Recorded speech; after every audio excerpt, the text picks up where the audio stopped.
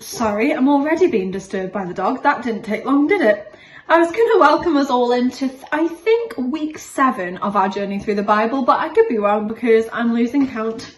We're getting off to a good start, aren't we? This week, we're reading a chapter called The Present. God knew that his secret rescue plan could only work if Abraham trusted him completely. God had to make sure that Abraham would do whatever he asked. So, a few years later, God asked Abraham to give him a present.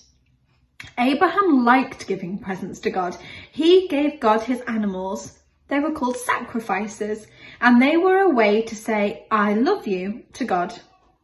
But this time, God didn't want a lamb or a goat. God wanted Abraham to give him something more, much more. He wanted Abraham to give him his son, his only son, the son he loved, Isaac.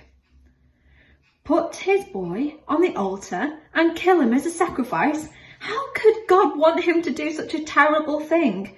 Abraham didn't understand, but he knew that God was his father who loved him. And so Abraham trusted him. Early the next morning, Abraham and Isaac set off. They climbed the steep stony trail up the mountain.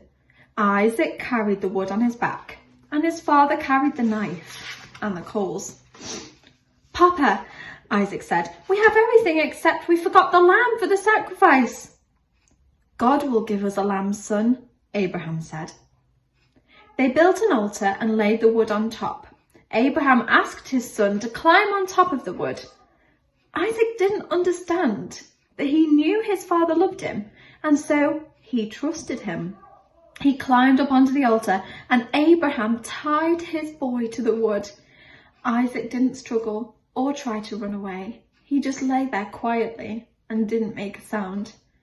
Everything was ready. Abraham took his knife. Tears were filling up his eyes. Pain was filling up his heart. His hand was shaking. He lifted the knife high into the air. "Stop," God said. "Don't hurt the boy. I want him to live and not die. I know now that you love me because you would have given me your only son." Abraham felt his heart leap with joy. He unbound Isaac and folded him in his arms. Great sobs shook the old man's whole body. Tears filled his eyes, and for a long time they stayed there like that, in each other's arms, the boy and his dad. Suddenly, Abraham saw a ram caught in some brambles, the sacrifice. God had given them what they needed just in time. The ram would die, so Isaac didn't have to, and so Abraham sacrificed the ram instead of his son.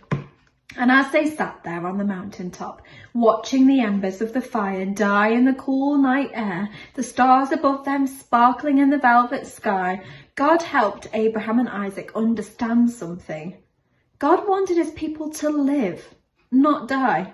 God wanted to rescue his people, not punish them. But they must trust him.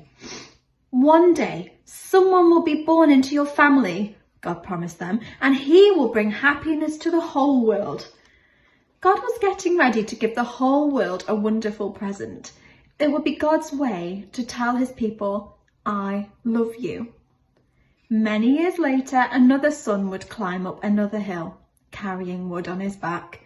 Like Isaac, he would trust his father and do what his father asked. He wouldn't struggle or run away. Who was he? God's son. His only son, the son he loved, the Lamb of God. Have a think about who you think that might be. And also this week, I'm sure God isn't asking you, well, I know he will not be asking you to sacrifice your children, but what is he asking you to do? What small things can you do to show God that you trust him? See you on Sunday.